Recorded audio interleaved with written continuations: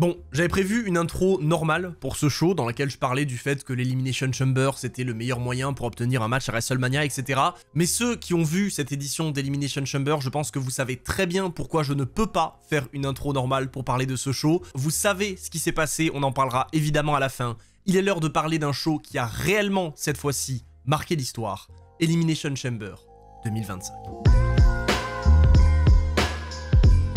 Bon, justement, avant de se diriger vers la fin du show et la chose la plus importante qui s'est passée hier soir, on va parler de comment la soirée a débuté avec évidemment l'Elimination Chamber féminin entre Liv Morgan, Bayley, Naomi, Jade Cargill et Roxanne Perez. Bon, forcément, là, il n'y a pas d'histoire, puisque les catcheuses se sont simplement qualifiées les unes après les autres pour participer à ce match et surtout tenter de le gagner pour obtenir un match de championnat contre Rhea Ripley à WrestleMania. Je reconnais que c'était un combat très difficile à pronostiquer, surtout que de mon côté, je voyais vraiment Io Sky défier Rhea Ripley à WrestleMania, et vous le savez, elle était même pas dans le match, mais avec 5 anciennes championnes et la potentielle surprise de Roxanne Perez, c'était quand même un affrontement dont j'avais hâte. Pour commencer, ce match très important, c'est Naomi et Liv Morgan qui se retrouvent face à face dans la cage pendant qu'Alexa Bliss, Roxanne Perez et Bayley se retrouvent chacune dans des pods qui s'ouvriront chacun leur tour toutes les 5 minutes pour remplir le ring. Évidemment, d'ici là, il peut totalement y avoir des éliminations, mais avant même que les deux femmes puissent entrer en contact, le show nous offre sa première surprise avec le retour de Jade Cargill. Sauf que ce retour, il n'est pas spécial que parce qu'il est inattendu. À peine entrée dans la cage et alors que tout indique qu'elle va s'en prendre à Liv Morgan qui était la principale suspecte de son attaque, Cargill se jette sur Naomi et la passe à tabac dans le chamber sous l'ovation des fans. Sous les yeux impuissants d'une Bianca Belair qui hurle pour tenter de l'arrêter, Jade déroule sur celle qui était son amie quelques mois plus tôt et elle va même jusqu'à l'écraser avec la porte de la cellule avant de quitter le ring sous l'ovation de Toronto. Et franchement, j'ai adoré ce début de soirée. Déjà, le retour de Cargill, je m'y attendais pas, mais le fait qu'elle attaque Naomi sans d'abord expliquer pourquoi, c'était juste parfait. Et ça permet en plus l'élimination de cette dernière, puisque les médecins la jugent inapte à combattre. C'est finalement le pote de Bianca Belair qui s'ouvre à la fin du décompte et elle va tout de suite s'occuper de son amie, ce qui permet à Liv Morgan de prendre immédiatement le dessus avant d'échanger les prises avec Bianca au centre du ring. On sent que la WWE veut insister sur le fait que Bianca est perturbée, et c'est parfaitement raconté, puisqu'elle est bien plus en difficulté que d'habitude, et même si elle revient après ça, elle doit très vite se reconcentrer sur une nouvelle adversaire puisque Roxanne Perez fait son entrée et s'occupe de Liv et Belair en même temps. Ce moment permet vraiment à Roxanne de briller devant une grande foule pour son premier match en PLE dans le roster principal et les trois vont alors avoir des échanges très cool dans le ring et à l'extérieur. Bien sûr, très vite, l'avant-dernière participante est choisie et pour lui offrir une confrontation très cool avec l'ancienne championne NXT, c'est Bayley qui doit sortir de son pod, mais plutôt que de directement entrer dans le match, elle passe quelques instants à exploser Roxanne sur le plexiglas avant d'enfin retrouver Liv Morgan. Du coup, jusque-là, à part pour l'arrivée de Cargill, le match est construit comme quasiment tous les Elimination Chamber, on a la prise de contrôle des entrantes qui ont moins subi que les autres, des confrontations très cool notamment entre Bayley et Bianca Belair dans le ring, et évidemment des tentatives d'élimination pour essayer de se rapprocher de la fin du combat. Et franchement, c'est un match que j'ai beaucoup aimé. Roxanne brille vraiment, avec notamment cette énorme powerbomb sur Bayley, Alexa Bliss ne tarde pas à entrer après ça pour se retrouver contre Liv Morgan et Roxanne Perez qu'elle détruit à coups de poing, et finalement elle couche Bayley avec un coup d'avant-bras pour prendre un clair avantage. À ce moment-là, toutes les femmes sont entrées dans la cage et seule la dernière survivante aura un match de championnat à WrestleMania, et ça nous permet alors d'avoir des affrontements intenses, en particulier entre les rivales Bayley et Perez qui n'arrivent pas à se départager. En fait, il faut attendre que Liv se mêle de tout ça et couche Bayley avec son Oblivion avant de lui river les épaules pour voir la première élimination, et très franchement, pour la construction de WrestleMania, je trouve que le match fait exactement ce qu'il faut. En plus, les folies ne sont pas terminées, bien au contraire, puisque Belair et Liv se retrouvent au sommet du pod et cette dernière est fouettée par l'ancienne championne qui enchaîne avec un immense crossbody sur toutes ses adversaires pour une fois de plus faire exploser le stade. Les combinaisons entre les 4 femmes continuent pendant quelques minutes après ça, avec un niveau honnêtement très élevé et un match géré à la perfection je trouve, qui permet en plus une nouvelle élimination, puisqu'après avoir été contrée par Bianca Belair et couchée par Liv Morgan,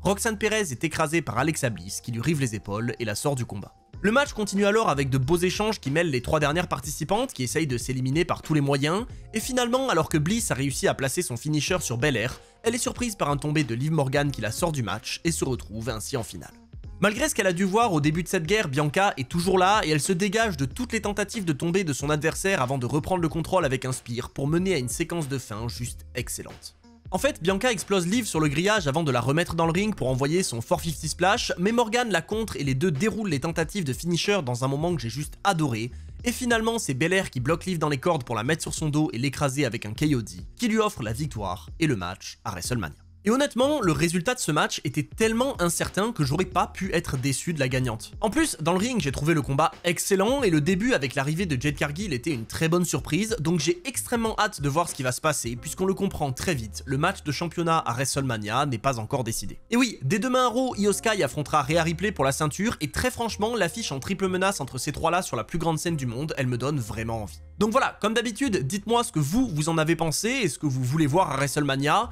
Et sur ce, on passe à la suite avec le match entre l'équipe de Tiffany Stratton et Trish Stratus et celle de Nia Jax et Candice LeRae. Bon, je vais pas vous mentir, ce match c'était celui que j'attendais le moins. Je comprends que le retour de Trish Stratus sur les rings chez elle à Toronto c'était peut-être quelque chose d'important pour certains, mais en ce qui me concerne, ça restait assez anecdotique. En plus, l'histoire est vraiment simple, Tiffany Stratton a utilisé sa mallette Money in the Bank sur Nia Jax pour lui prendre la ceinture en début d'année, et tout ça a logiquement démarré une rivalité entre les deux, et puisque l'ancienne championne a reçu l'aide de Candice LeRae et s'en est pris à Tiffany, celle-ci s'est associée à la légende Trish Stratus pour rendre ce match officiel. Du coup, on sent vraiment qu'on a un combat qui sert de meublage pour faire attendre la championne avant WrestleMania, et pour moi ça paraissait évident que Tiffany et Trish allaient gagner, pour permettre à la championne de se diriger confiante vers son match contre Charlotte Flair. On accueille donc les 4 participantes et c'est Trish Stratus qui commence le combat pour fêter ses 25 ans de carrière, mais très vite alors que le match part dans tous les sens, elle fait le changement et c'est finalement la championne qui se retrouve seule face à Nia Jax. Encore une fois, les enjeux de ce combat étaient pas énormes et vous comprendrez que je vais pas en parler 10 ans au vu de tout ce qui se passe dans le show, il servait vraiment à faire plaisir au public qui est ravi quand Tiffany fait à nouveau rentrer Trish. Et après ça, on a des échanges plutôt simples et un match classique dans lequel les heels gardent le contrôle dans leur coin du ring jusqu'à ce qu'enfin Trish arrive à faire rentrer Tiffany qui peut alors dérouler pour le plus grand plaisir de Toronto. L'avantage c'est que grâce à ça, la championne peut montrer qu'elle s'en sort en 2 contre 1 face à Nia et Candice et ça la crédibilise beaucoup plus pour WrestleMania. Et en plus ça mène à la fin du match puisqu'après un super Stratusfaction du haut des cordes dont le tombé est brisé par un moonsault de Candice LeRae, Tiffany revient dans le ring et couche l'ancienne championne avec sa prise de finition avant de lui river les épaules pour la victoire.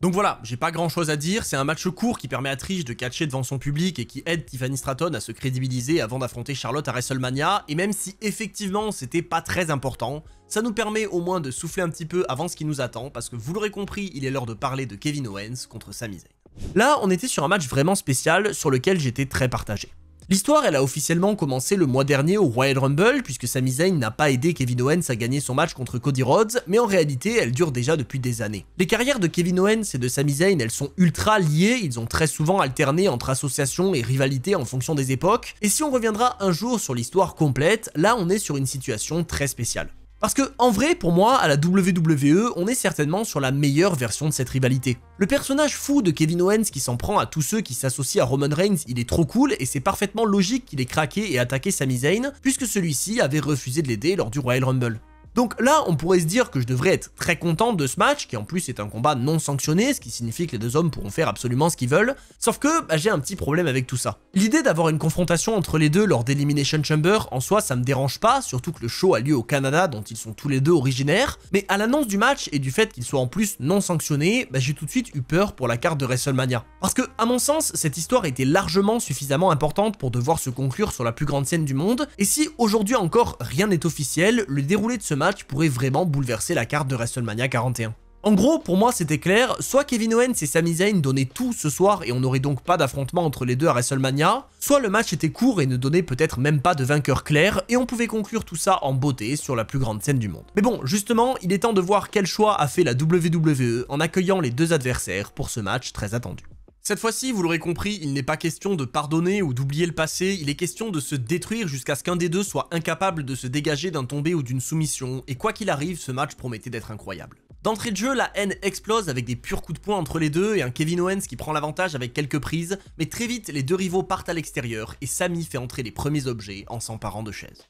Cette idée se retourne rapidement contre lui puisque KO le frappe à plusieurs reprises avec l'acier, mais sur une esquive, Sami reprend l'avantage et enterre son adversaire sur les chaises avant d'aller chercher une crosse de hockey pour punir son ancien ami. Les deux vont alors combattre à l'extérieur pendant un bon moment, installant chacun une table pour les empiler et se détruisant à coups de crosse de hockey sous les yeux de leurs fans, et justement pour être encore plus proche de ces derniers, Kevin et Sami partent dans le public et la violence continue d'augmenter. Bon, je vous le répète à chaque fois, mais les matchs qui partent dans la foule, pour moi, c'est des classiques et j'aurais même été déçu si ça avait pas eu lieu ce soir. Et en plus, ça permet à Sami de prendre l'avantage puisqu'il écrase Kevin Owens à travers des tables à 2 reprises. Armé d'un couvercle de poubelle, Zayn poursuit son meilleur ami jusqu'aux abords du ring, mais Owens trouve une ouverture avec un coup de cloche qui lui permet de ramener cette guerre entre les cordes et de finalement prendre un avantage important, puisqu'alors qu'il lutte avec Sami sur le coin, il réussit à le pousser et Zayn part s'écraser violemment sur les 2 tables placées à l'extérieur. Vous le voyez, on a exactement ce qu'on voulait voir entre les deux, une pure guerre qui continue dans le ring avec un brainbuster sur la chaise et qui ne se terminera que lorsqu'un des deux sera complètement KO, ce qui n'est toujours pas le cas puisque malgré ce qu'il a subi, Sami est encore dans le match. Il revient d'ailleurs et tente un Hell of a Kick qui est esquivé par son adversaire et qui détruit l'arbitre, et tout ça nous offre une scène similaire à celle de Saturday Night's Main Event puisque Kevin Owens couche son adversaire avec un stunner après ça, et il obtient alors un compte de 3 totalement fictif. Au moment où un nouvel arbitre arrive, il est trop tard, Sami Zayn se dégage et Owens libère sa frustration sur Charles Robinson pour faire encore entrer un nouvel arbitre, mais enfin c'est bien sur son adversaire que KO veut dérouler. Il fait rentrer une table et prépare un splash, mais Sami Zayn est encore présent et il le prouve en envoyant une chaise dans le crâne de son rival avant de le rejoindre sur le coin, mais malheureusement pour lui, c'est encore Sami qui passe à travers une table puisque Kevin Owens lui place son Fisherman Buster et tente le tomber. Là encore, Sami trouve la force de lever l'épaule, ce qui frustre encore plus son adversaire qui le bloque dans le coin et lui hurle dessus que tout est de sa faute, mais alors que Kevin prépare une nouvelle attaque, Sami le suit et le couche avec un Hell of a Kick sorti de nulle part. Zayn espère certainement mettre un terme au match avec ça, mais il perd quelques secondes à ramper et son meilleur ami trouve alors la force de se dégager, ce qui l'oblige à passer encore à l'étape supérieure.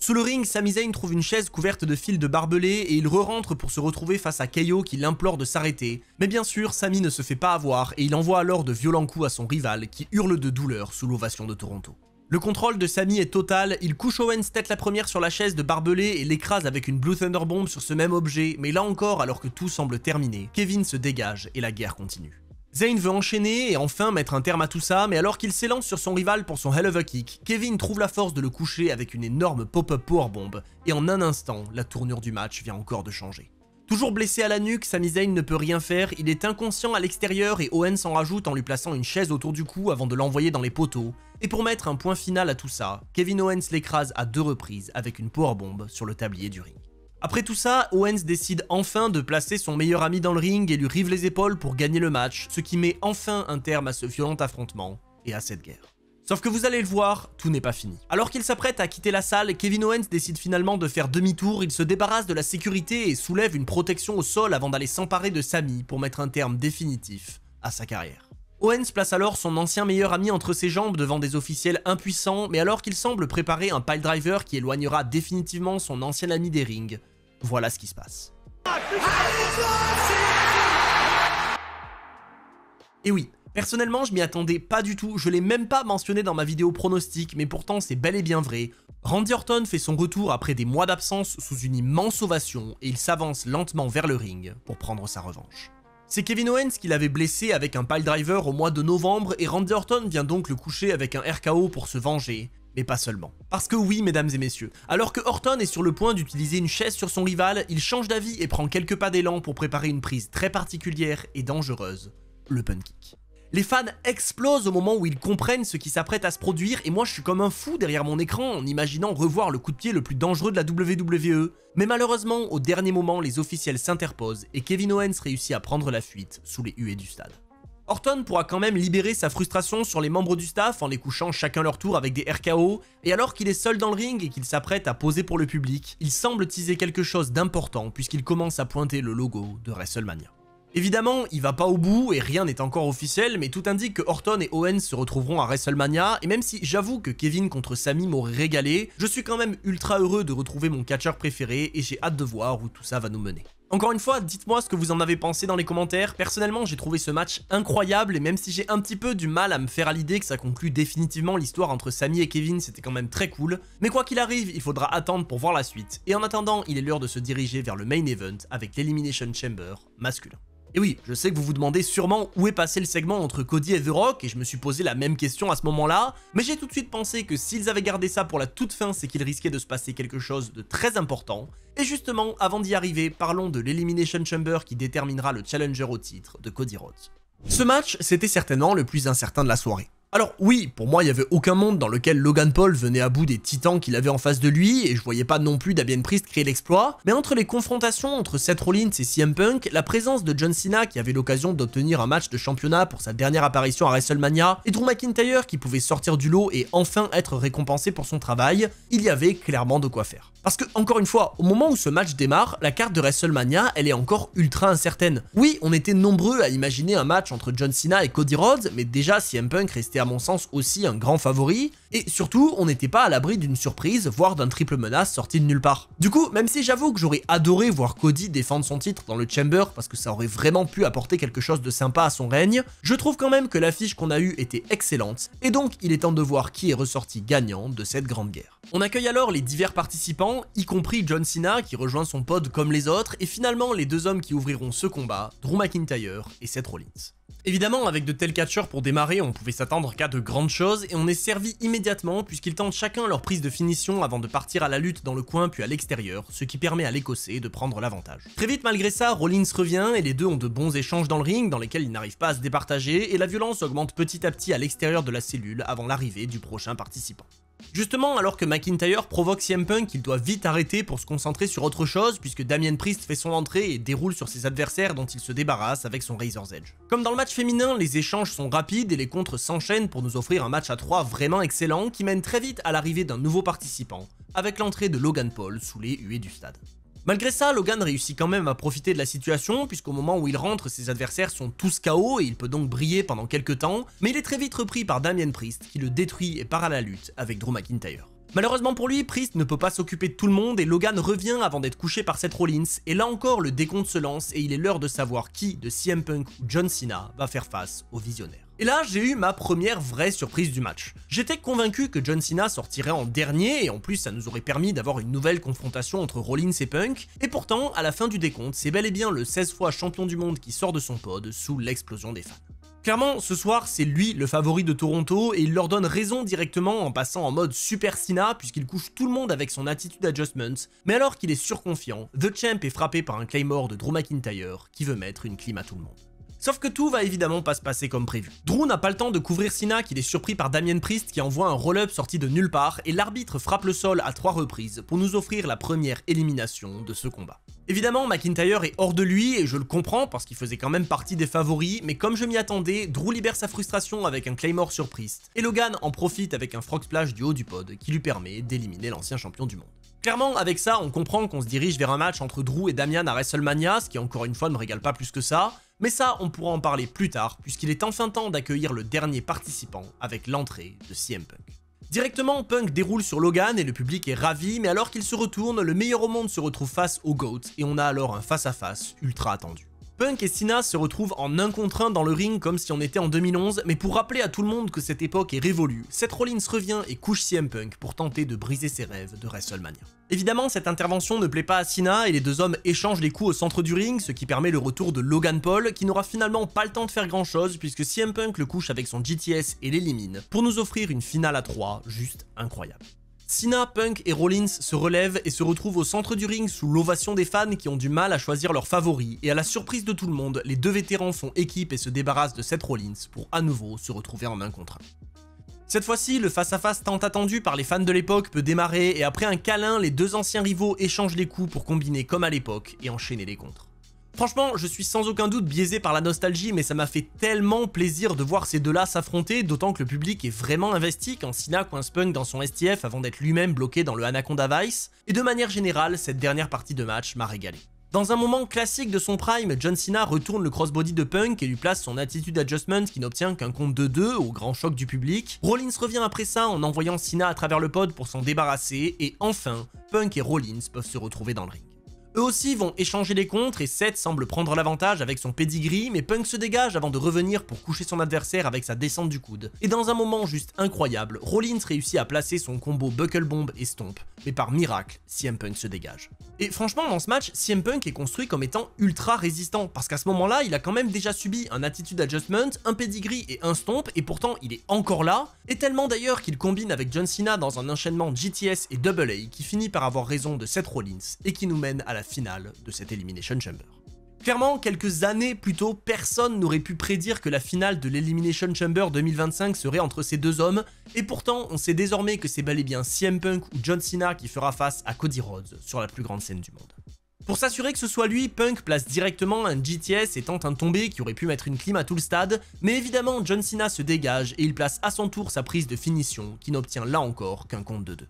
A nouveau, Punk fait preuve d'une résistance incroyable, mais malheureusement pour lui, alors qu'il reprend ses esprits dans les cordes, il est surpris par Seth Rollins qui n'avait pas encore quitté la cage, et qui l'écrase au sol avec un stomp pour le priver de son seul rêve. Parce que oui, CM Punk est à ce moment-là incapable de réagir et John Cena en profite très vite pour le coincer dans son STF et en quelques secondes Punk perd connaissance et c'est donc bel et bien le champ qui se dirige vers la plus grande scène du monde pour tenter de remporter son 17e titre. Bon, j'avoue qu'à ce moment-là, j'étais plutôt pour CM Punk, mais la victoire de John Cena reste très logique, d'autant que le match a encore une fois construit plusieurs affiches pour WrestleMania, notamment Punk contre Rollins ou McIntyre contre Priest, mais surtout, ne l'oubliez pas, le show n'est pas encore terminé. Alors que John Cena célèbre dans le ring, la musique de Cody Rhodes se déclenche et le champion indisputé fait son entrée pour faire face à son futur adversaire, mais alors que les deux se serrent la main dans le ring, la musique du rock se déclenche et c'est Travis Scott qui fait son entrée. Non, je rigole, enfin oui, c'est vraiment Travis Scott qui est là, mais le principal intéressé ne tarde pas non plus à arriver, et The Rock débarque pour rejoindre Cena et Cody dans le ring, et il est temps pour le champion de choisir s'il veut ou non s'associer au Final Boss. Et là, je vous le dis direct, déjà si vous n'avez pas vu le show, allez le voir immédiatement, mettez pause, c'est extrêmement important, je vous le dis très rarement, mais là franchement j'ai pas envie d'être le mec qui vous annonce cette nouvelle, parce que c'est absolument impossible de prédire ce qui s'apprête à se produire.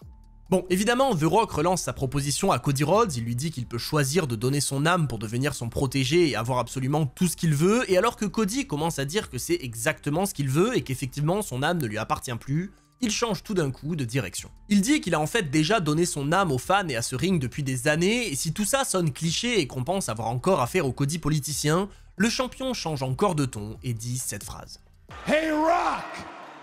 go fuck yourself! Du coup, tout le monde est content, la salle explose, d'autant que dans la version diffusée, le mot fuck n'a pas été censuré, ce qui est quand même une première à la WWE. John Cena, lui, est tout sourire et il serre la main de Cody Rhodes avant de le prendre dans ses bras pour nous confirmer qu'on aura un main event de WrestleMania dans la joie et la bonne humeur, mais là encore, tout n'est pas fini. Le Rock et John Cena se regardent alors que le champ est encore dans les bras de Cody et d'un coup, le Final Boss fait le signe de la mise à mort. La salle explose, mais en réalité, tout le monde n'est pas encore sûr de comprendre. Et pour confirmer ce que certains avaient déjà compris, voilà ce qui se passe.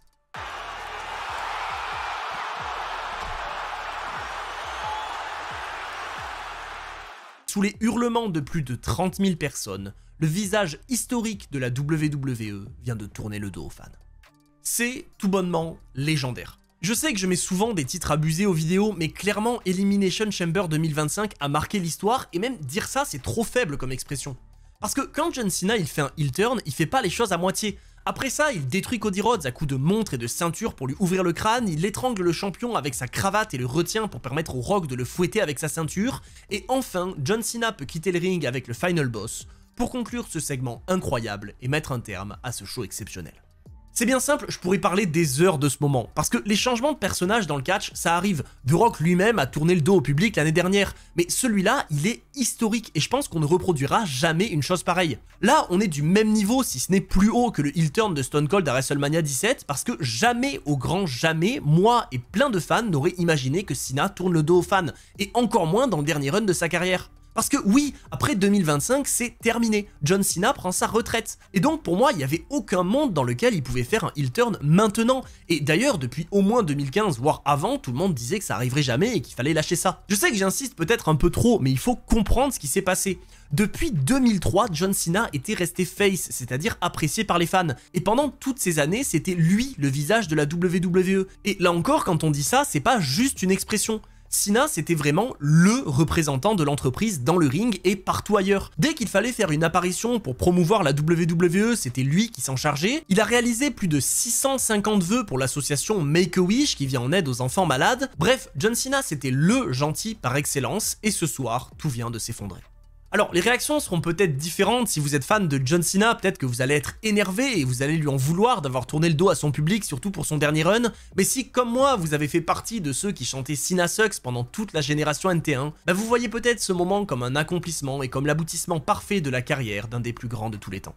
Mais en vrai, quoi qu'il arrive, que vous ayez toujours soutenu John Cena ou qu'au contraire vous étiez plutôt du côté de ceux qui aimaient pas son personnage, vous êtes forcément devenu fou devant ce moment parce qu'encore une fois c'était tout bonnement inattendu et en plus on n'a toujours pas toutes les réponses. Il reste encore de nombreuses semaines avant WrestleMania et à nouveau le run de John Cena s'étend jusqu'à la fin de l'année donc il y a encore énormément de choses à voir. Mais bon, vous l'aurez compris, quoi qu'il arrive, cette soirée et ce moment en particulier étaient juste exceptionnels et croyez-moi, j'ai ultra hâte de vous raconter la carrière entière de John Cena dans une vidéo qui risque de durer plusieurs heures. Du coup, comme d'habitude, j'attends votre avis avec impatience et cette fois-ci probablement encore plus que d'habitude. Si vous voulez un petit résumé du mien, j'ai juste adoré le show. Le match entre Sami et Kevin était excellent, les deux Chambers étaient incroyables, et ce segment de fin était tout simplement historique. Je veux dire, bordel, on est en 2025 et John Cena a fait un heel turn, j'ai rien d'autre à dire en fait. Bref, profitez bien de ce moment parce que, encore une fois, la route vers WrestleMania promet d'être juste folle. Je serai évidemment là pour la vivre avec vous ici et sur Twitch ou sur ma chaîne secondaire. C'était Monsieur Hawkin et on se retrouve très vite pour d'autres histoires.